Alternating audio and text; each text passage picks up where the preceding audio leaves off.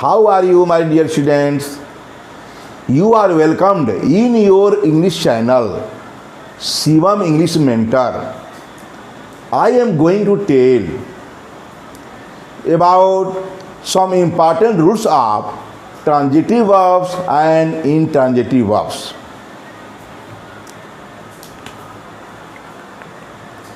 Some important rules of transitive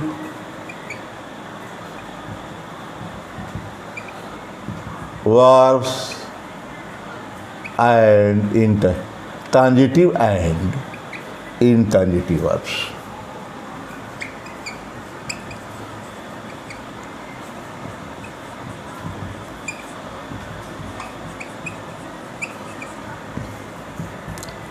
पहले मैं बता दूं ट्रांजिटिव और इंट्रांजिटिव।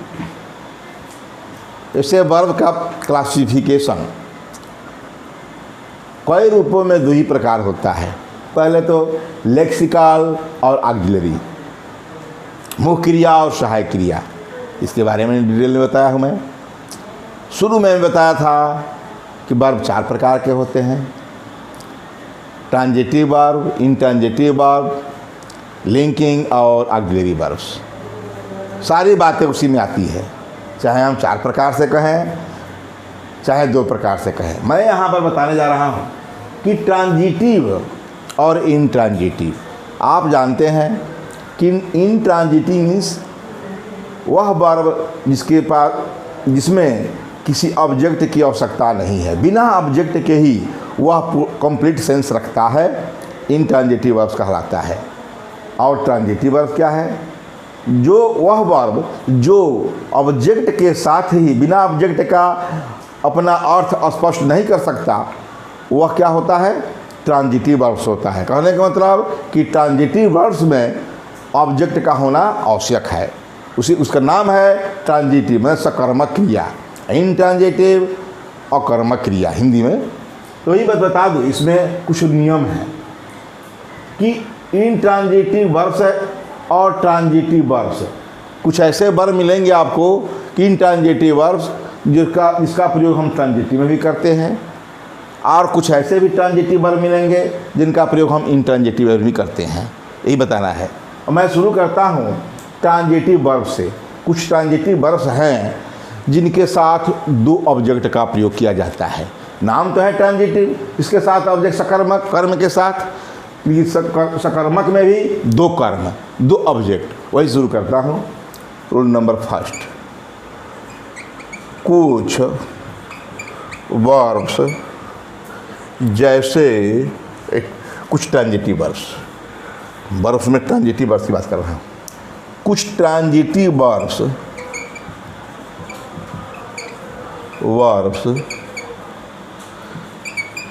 जैसे गिव,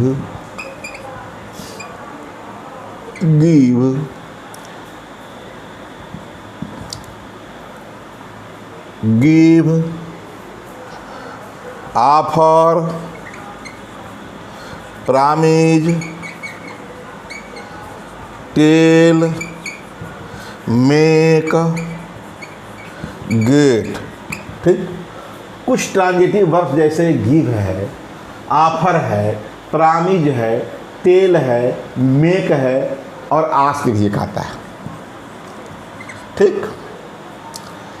के बाद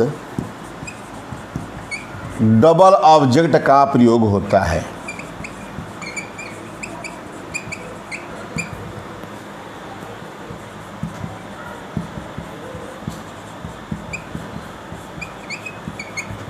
क्या होता है? इनके साथ सब ट्रांजिटिव वर्ब्स हैं। ऑब्जेक्ट है तो ऑब्जेक्ट क्या? Double object. डबल ऑब्जेक्ट का प्रयोग होता है। पहला को क्या कहते हैं? जिसमें होता है, पहला लिख देते हैं डायरेक्ट, पहला इनडायरेक्ट ऑब्जेक्ट। इनडायरेक्ट ऑब्जेक्ट जो व्यक्ति सूचक होता है, व्यक्ति सूचक होता है, और दूसरा डायरेक्ट ऑब्जेक्ट।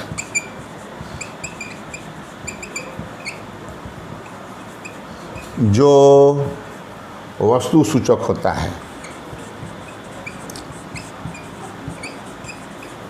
माने वस्तु सूचक वस्तुओं के बारे में होता है। अभी बात बता दे, पहला हो गया इनडायरेक्ट ऑब्जेक्ट और दूसरा हो गया direct object. Indirect object means व्यक्ति सूचक, जैसे किसी का नाम है या मी है, फिर नाम के बदले प्रोनाउन में मी है, हर है, देम है, इस तरह। और डायरेक्ट ऑब्जेक्ट वस्तु सूचक, बुक है, हाउस है, इस प्रकार। तो दो प्रकार के हो गए। सेंटेंस में हम वर्ब के बाद पहले कौन रहता है ये बता दें। इनडायरेक्ट ऑब्जेक्ट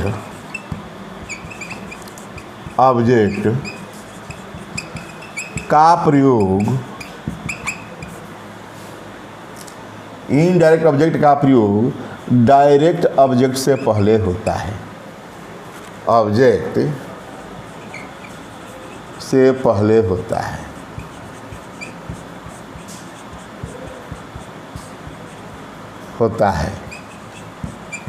इनडायरेक्ट ऑब्जेक्ट का प्रयोग डायरेक्ट ऑब्जेक्ट से पहले होता है, अर्थात डायरेक्ट ऑब्जेक्ट का प्रयोग प्रायः बाद में होता है और इनडायरेक्ट ऑब्जेक्ट का प्रयोग पहले होता है। ये प्रायः जनरली है, ठीक है।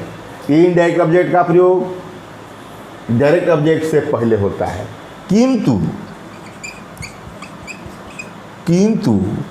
प्रीपोजिशन फार अथवा टू का प्रयोग करके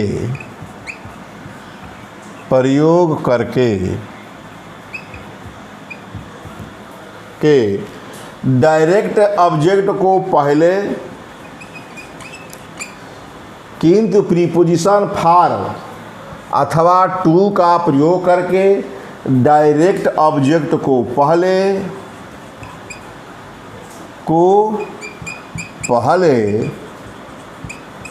तथा इनडायरेक्ट डायरेक्ट ऑब्जेक्ट को बाद में लिख सकते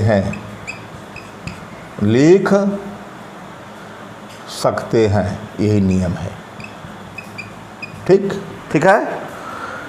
ठीक, कहने का मतलब कि कुछ ट्रांजिटिव वर्ब जैसे गिव है, ऑफर है, प्रॉमिस है, टेल है, मेक है, गेट, आस्क के बाद डबल ऑब्जेक्ट का प्रयोग होता है।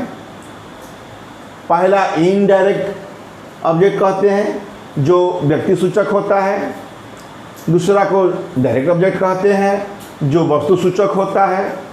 इनडायरेक्ट ऑब्जेक्ट का प्रयोग डायरेक्ट ऑब्जेक्ट से पहले होता है, यह जनरली होता है।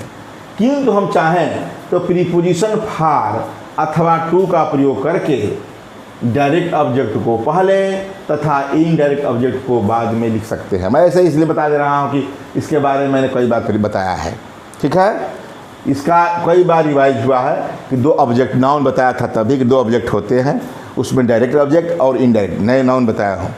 तो वर्ब के तुरंत बाद इनडायरेक्ट ऑब्जेक्ट होता है जो व्यक्ति संबंधित होता है, और इनडायरेक्ट ऑब्जेक्ट के बाद हमारा डायरेक्ट ऑब्जेक्ट होता है जो वो वस्तु संबंधित होता है, ठीक है।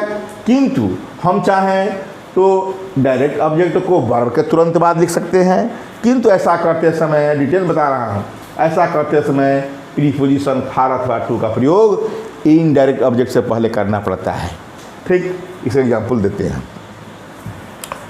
ऐसे दोनों में कर, इसलिए दिया कि दोनों का हो जाएगा। जैसे she gave me a book, देखा, she gave me a book, subject ये वर्ब जो भी लिखे हैं, वर्ब और मी ऑब्जेक्ट। कैसा ऑब्जेक्ट? तो इनडायरेक्ट, IND, इनडायरेक्ट ऑब्जेक्ट है। और ये क्या है? डायरेक्ट ऑब्जेक्ट है, डायरेक्ट। ठीक है, डायरेक्ट है। कहने का मतलब कि ये व्यक्ति परक है तो वर्ब के तुरंत बाद है। और ये क्या है? ऑब्जेक्ट के, हाँ, इसके बाद ऑब्जेक्ट के बाद ये हमारा डायरेक्ट ऑब्जेक्ट है जो वस्तु वाला है। हम चाहें तो इसको इस तरह लिख सकते हैं, she gave me gave a book to me, gave a book to me. क्या देखा है आपने? बताया कि किंतु मैंने कहा कि किंतु प्रीपोजिशन फॉर अथवा टू का प्रयोग करके डायरेक्ट ऑब्जेक्ट को पहले मैंने कर दिया, डायरेक्ट ऑब्जेक्ट को। ये डायरेक्ट ऑब्जेक्ट है। क्या है? डायरेक्ट ऑब्जेक्ट है, पहले कर दिया, और इनडायरेक्ट को बाद में कर दिया। ठीक है। किंतु यहाँ प्रीपोजिशन देख रहे हैं, प्रीपोजिशन टू है, लगा ना ठीक। ये सब्जेक्ट, ये वर्ब, ये डायरेक्ट ऑब्जेक्ट, और ये क्या है? इनडायरेक्ट ऑब्जेक्ट बाद में हो गया, प्रीपोजिशन टू के बाद। यही मैं बता रहा हूँ। तो ये तो नियम है कि प्रायः जनरली हम जो है इनडायरेक्ट ऑब्जेक्ट को इस वर्ब के तुरंत बाद रखते हैं। ठीक। दूसरा एग्जाम्पल लेते हैं। The teacher asked us questions। The teacher asked us questions। Subject ये हमारा वर्ब हो गया। मैं आस्क लिखा कि आस्क का है, गिव आस्क भी है। क्या लिखा? ऑफर, प्रामी, टेल मी, आस्क का दिया ask. The teacher asked us, हम लोगों से पूछा। ये ऑब्जेक्ट है, कैसा है? तो इनडायरेक्ट ऑब्जेक्ट है। ठीक। और क्वेश्चन क्या है? ये तो भावात्मक है, ये डायरेक्ट ऑब्जेक्ट है, डायरेक्ट ऑब्जेक्ट। बाद में इस तरह होगा, हम जनरली लिखेंगे तो इसी तरह लिखेंगे, the teacher asked us questions. अब हम इसको चाहें तो प्रीपोजिशन को टू या फार बता रहा हूँ, द अथवा the teacher asked questions to us. देखा, ये इनडायरेक्ट है, इनडायरेक्ट ऑब्जेक्ट पीछे चला गया, देख रहे हैं, टू प्रीपोजिशन के बाद। आइए हमारा डायरेक्ट ऑब्जेक्ट जो है ये वर्ब के तुरंत बाद है। मैं यही कहा कि पहले वाले में क्या है? आस्क के बाद, मैंने आस्क ट्रांजिटिव वर्ब है, के बाद इनडायरेक्ट ऑब्जेक्ट अस का प्रयोग हुआ है। उसके बाद क्या है? ये क्वेश्चन जो है डायरेक्ट ऑब्जेक्ट है। ठीक। किंतु जब क्वेश्चन को हम पहले कर दिए हैं तो टू का प्रयोग, टू के लिखने के बाद अस का प्रयोग हुआ है। एक फार का भी प्रयोग करा दें।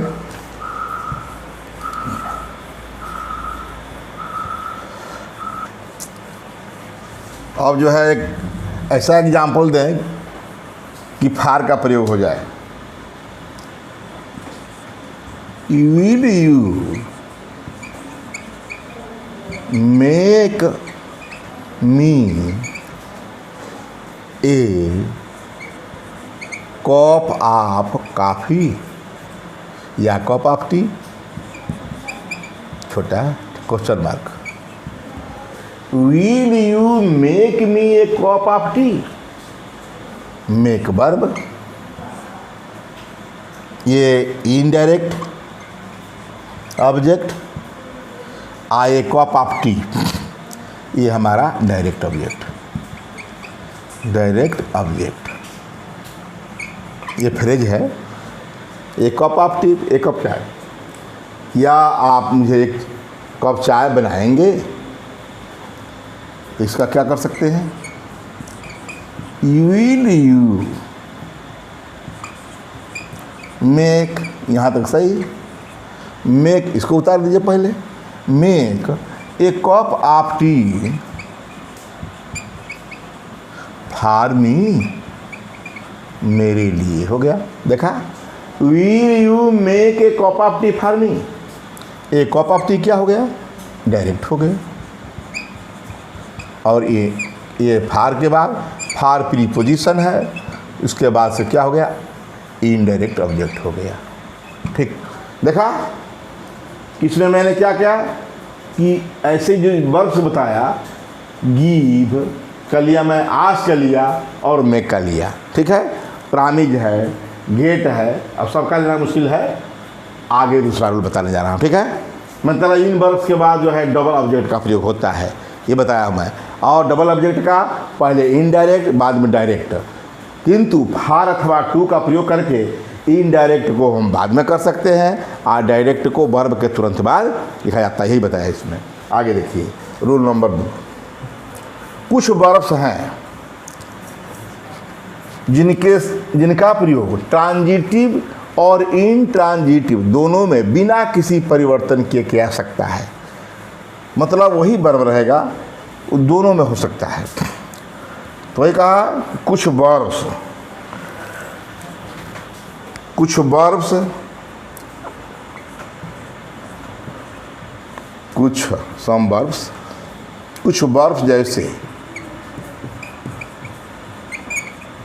जैसे वॉक, मूव, स्टॉप। कुछ वर्ब्स जैसे वॉक, मूव, स्टॉप, रिंग,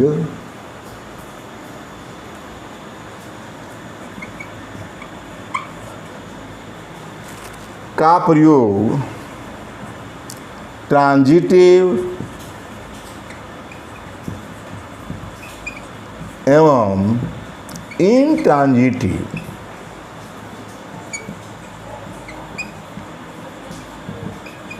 का प्रयोग ट्रांजिटिव और इनट्रांजिटिव वर्ब्स की तरह, ट्रांजिटिव एवं इनट्रांजिटिव वर्ब्स, यहाँ हम बोल रहे हैं ट्रांजिटिव वर्ब्स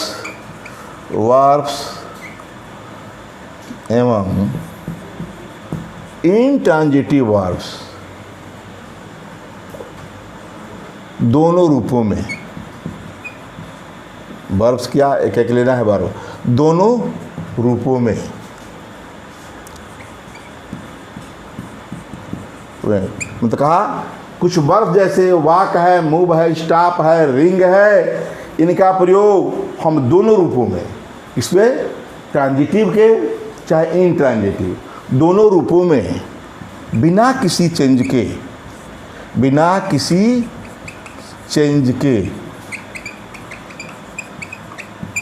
के कर सकते हैं या करते हैं। जैसे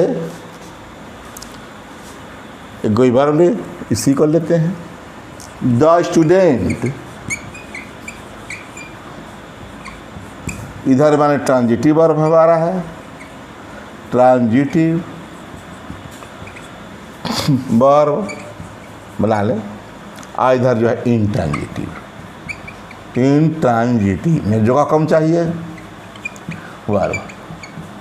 ठीक, आइए हमारा transitive verb, the student moves, the student moves the table.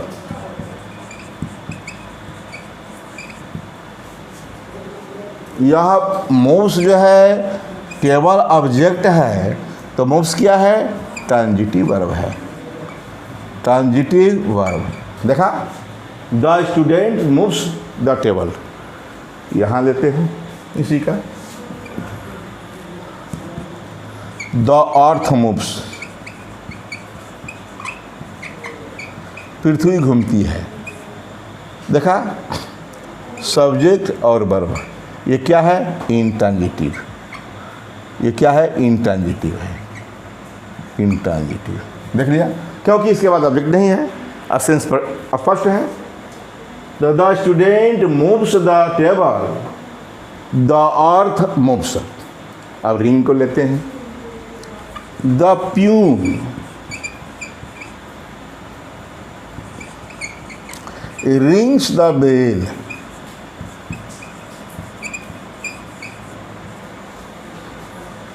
Rings के बाद ऑब्जेक्ट है, ये वर्ब तो जान ट्रांजिटिव हो गया।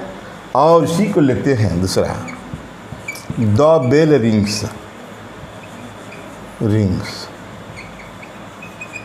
देखा, द बेल रिंग्स, घंटी क्या होती है, बजती है, उसका कोई ऑब्जेक्ट हो सकता नहीं है, इंट्रांजिटिव हो गया।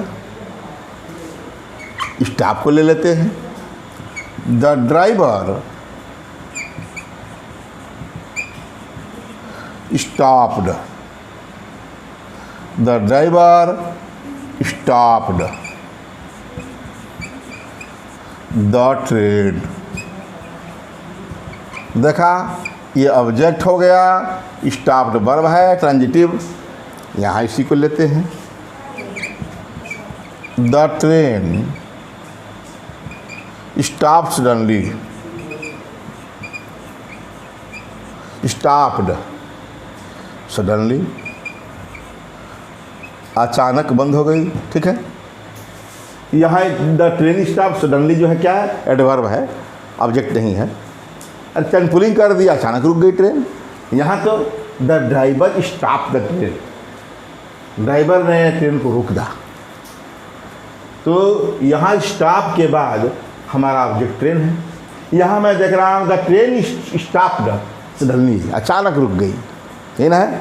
तो कहने का मतलब मैं बताया इसमें कि कुछ वर्ब्स जैसे वॉक है, मूव है, स्टॉप है, रिंग है, कैसे है वर्ब जिनका प्रयोग ट्रांजिटिव वर्ब तथा एवं इंट्रांजिटिव वर्ब दोनों रूपों में बिना किसी चेंज के, बिना किसी परिवर्तन के कर सकते हैं या किया जाता है। ट्रांजिटिव वर्ब इधर ले लिया 3 एग्जाम्पल, इंट्रांजिटिव ले लिया, उसी को देखा। यहाँ the student moves the table, move के बाद ऑब्जेक्ट आ गया, यहाँ द अर्थ मूव्स, पूरा पृथ्वी घूमती है, सही बात।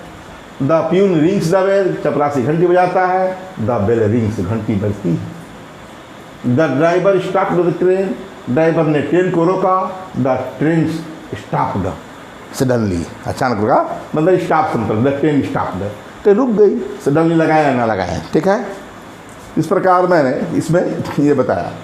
और बता दूं कि इंट्रांजिटिव वर्ब्स की बात आती है तो इसके बारे में बता दूं कुछ मुख्य इंट्रांजिटिव वर्ब्स कौन कौन से हैं जो कि हमेशा यूज में आते हैं। रूल नंबर 3 के अंतर्गत ही इसको बता दें, क्योंकि इसी के बारे में बात करना है। तो कुछ इंट्रांजिटिव, ट्रांजिटिव तो जानते हैं कि जिनके बाद ऑब्जेक्ट है, इंट्रांजिटिव है, ट्रांजिटिव है। इंट्रांजिटिव वर्ब्स के बता दूं कुछ मुख्य इंट्रांजिटिव वर्ब्स हैं। इंट्रांजिटिव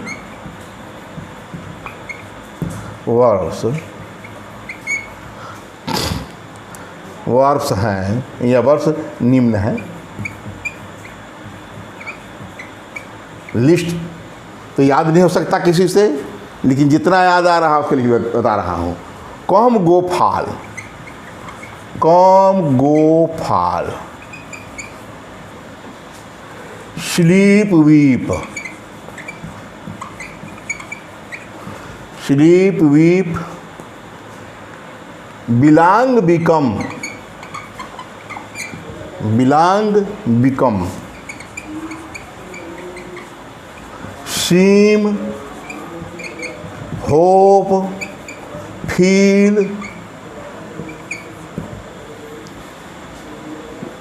गो, ये सब क्या है, लीव, लाफ, लूक, लग रहा है, रिमेन, स्टैंड, इस्माइल। देखिए इसके आते ही मन में आ रहा है, स्टैंड है तो इस्माइल भी है। ये सब क्या है, जितना भी देख रहे हैं सब इंट्रांजिटिव वर्ब है। स्माइल, टेस्ट, स्मेल, ये जितने भी वर्ब दिखाई दे रहे हैं सब क्या है? यही मुख्य इंट्रांजिटिव वर्ब्स हैं। अंडरस्टैंड भी है, अंडरस्टैंड समझना। वेट है, इंतज़ार करना, सब क्या है? इंट्रांजिटिव वर्ब्स हैं। ये सब स्विम भी है। ठीक, ये मुख्य है, इतने भरा काम हो जाता है। तो मैं बताया कुछ मुख्य इंट्रांजिटिव वर्ब्स निम्न हैं। कॉम है, गो है, फॉल है, स्लीप है, वीप है, बिलोंग है, become, seem, hope, feel, leave, laugh, look. Look का प्रयोग बहुत होता है, लिव का भी होता है। लिव के बाद कोई ऑब्जेक्ट आ ही नहीं सकता। अब कहते हैं कि लिव इन वाराणसी, तो वाराणसी जो है क्या है? ऑब्जेक्ट नहीं है। वो है क्या? उसके बारे में बताएंगे कि लिव इन वाराणसी मतलब वह भी है तो नाउन, लेकिन वह एडवर्बियल ऑब्जेक्ट है। वह डायरेक्ट मतलब इंट्रांजिटिव वर्ब का ऑब्जेक्ट है। कहने का मतलब कि यहाँ रिमेन है, स्टैंड है, स्माइल है, टेस्ट है, स्मेल है, अंडरस्टैंड है, वेट है, स्विम इत्यादि। ये सब क्या है? मुख्य जो है हमारा इंट्रांजिटिव वर्ब्स है। इसमें एग्जाम्पल ले लेते हैं। शी स्माइल्स, ठीक, बड़ा अर्थ स्पष्ट है। शी स्माइल्स, वह मुस्कुराती है। I feel, I feel, I hope, मैं आशा करता हूँ। और फर्स्ट मैं आशा करता हूँ, मैं अनुभव करता हूँ। आई थिंक, आई थिंक, मैं सोचता हूँ। तो थिंक भी आ, ETC लिख दिया तो देखिए थिंक भी आ गया अपने आप। यह भी क्या है? यह भी इंट्रांजिटिव वर्ब है। शी वेप्ट,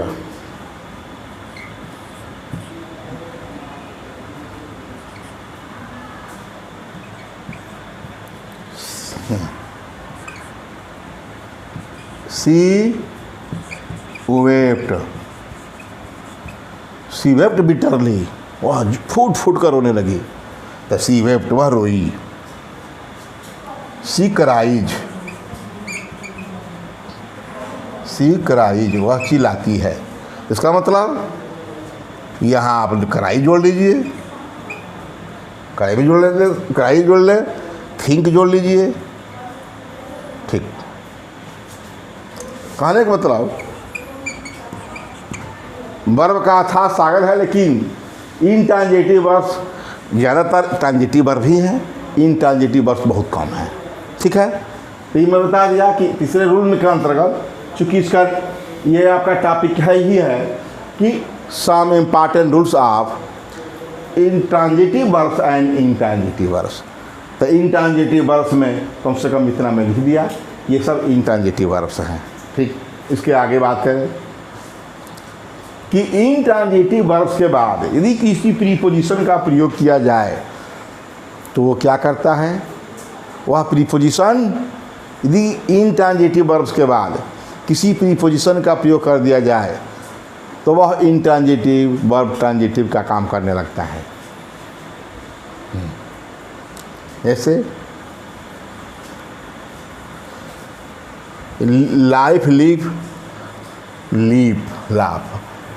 एल से अक्षर जो है, लीव है, लाइफ है, ये हमेशा यूज में आने, लुक है, हमेशा यूज में आने वाला है। ये रूल नंबर 4, जब इंट्रांजिटिव वर्ब के बाद, इंट्रांजिटिव वर्ब्स के बाद किसी प्रीपोजिशन का प्रयोग किया जाए, किसी प्रीपोजिशन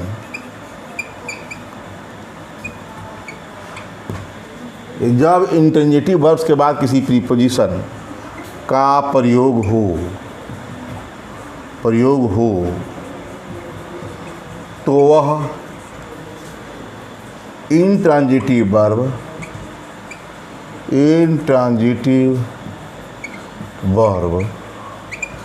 ट्रांजिटिव वर्ब का काम हो जाता है।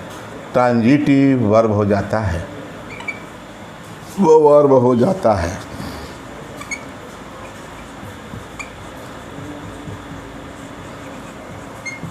जैसे she laughed at me,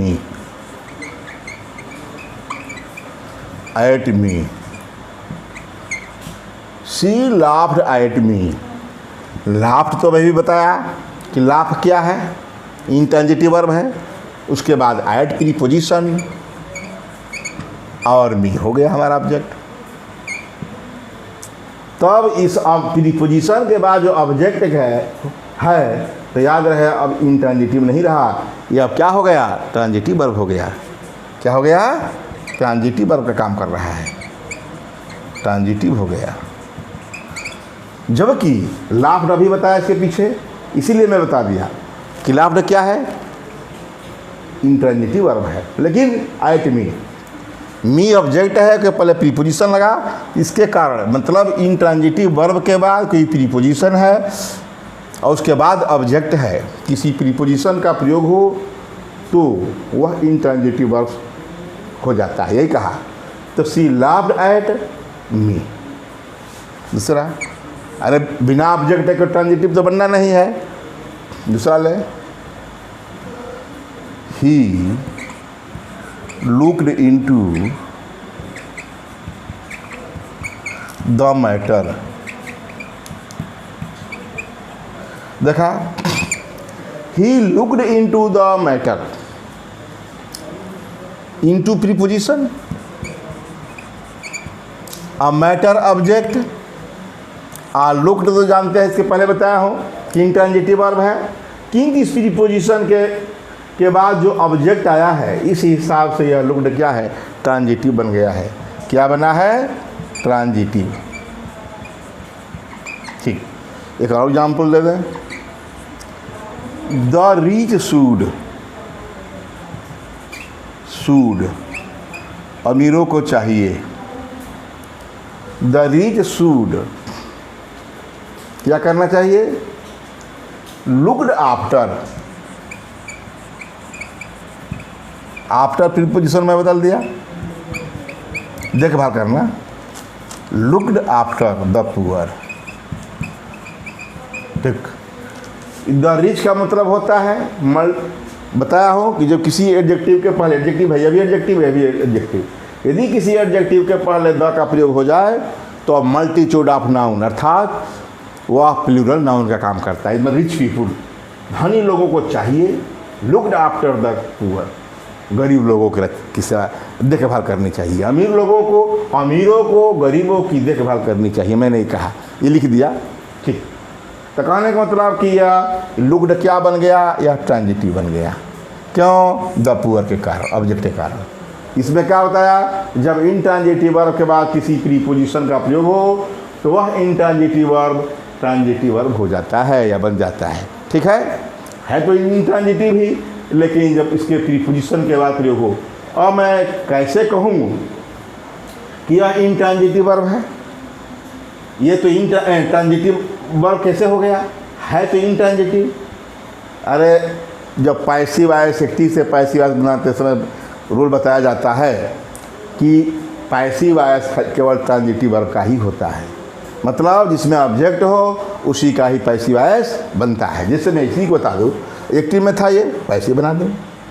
she laughed at me, I was laughed eight by her. यहाँ बताया जाता है, वहाँ ये बताया जाता है कि यदि किसी वर्ब के बाद ऑब्जेक्ट हो, एक प्रीपोजिशन हो, किसी वर्ब के बाद प्रीपोजिशन हो तो पैसिव वॉइस से प्रीपोजिशन साथ ही रहता है, यही बताया जाता है। लेकिन नहीं बताया जाता कि वह इंट्रांजिटिव वर्ब था और प्रीपोजिशन के बाद वह ट्रांजिटिव हो गया, ये नहीं बताया जाता। किंतु वहाँ तो दावे के साथ इसलिए बताया जाता है क्योंकि यह ऑब्जेक्ट स्वीकार कर लिया गया है। क्या है ये? ऑब्जेक्ट है। मतलब यह इंट्रांजिटिव, लाफ्ट जो है इंट्रांजिटिव वर्ब है, वहाँ यही बताया जाता है। मतलब ऑब्जेक्ट लेकर, क्योंकि मी को आई भी कर दिया गया और वाज कर लिया गया, प्रेजेंट इंडिफिनिट है तो लाफ्ट का लाफ्ट है ही लाफ्ट, और आइट जो है यहाँ भी साथ था यहाँ भी साथ है, तो भाई हर यही मैं कहा कि इसमें यही है। ही looked into the matter was, इसी का भी कर दे, द मैटर वाज, ये पैसिव है। इसलिए बता दे रहा हूँ कि ये सिद्ध हो जाए कि यह जो है मतलब जो है जब इंट्रांजिटिव वर्ब के बाद किसी प्रीपोजिशन का प्रयोग होता है तो वह इंट्रांजिटिव वर्ब ट्रांजिटिव हो जाता है। इसीलिए बता रहा हूँ क्योंकि पैसिव आयस हमेशा किसका होता है? ट्रांजिटिव वर्ब का ही होता है। द मैटर क्या है? ही looked into the matter was, जानते हैं कि लुक्ड इनटू लिख देंगे के साथ में, लुक्ड इनटू बाय हिम।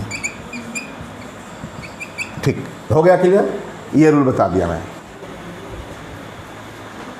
इस प्रकार इस वीडियो में मैंने इतना बताया कि इंट्रांजिटिव और ट्रांजिटिव के कुछ विशेष रूल्स हैं या कुछ नियम हैं जिसे हमें जानना अत्यावश्यक है। इसमें मैंने रूल नंबर 3 में ये बताया कि कुछ इंट्रांजिटिव वर्ब्स ये हैं, मतलब उनका नाम दिया, 10-20 जो भी मिला जो कि हमारे काम लायक है। जैसे लुक है, लाफ है, ये बार बार काम आने वाला है, लीव है, हमेशा आता है, ठीक है। और इसमें मैंने यह भी बतला दिया अभी तुरंत यही बताया कि इंट्रांजिटिव का प्रयोग के बाद कोई प्रीपोजिशन का प्रयोग करते हैं, मतलब इंट्रांजिटिव है उनके बाद कोई प्रीपोजिशन का प्रयोग कर देते हैं तो ट्रांजिटिव वर्ब हो जाता है। इसका मैंने एक्टिव में तो दिया ही था, मैंने पैसिव में भी बना दिया, और क्योंकि पैसिव आयस उन्हीं का बनता है जो ट्रांजिटिव वर्ब होता है। बस इस वीडियो में इतना ही, और अगला जो है जो सेट्स जो है इसके लिए जो रूल्स हैं नेक्स्ट वीडियो में बताऊंगा।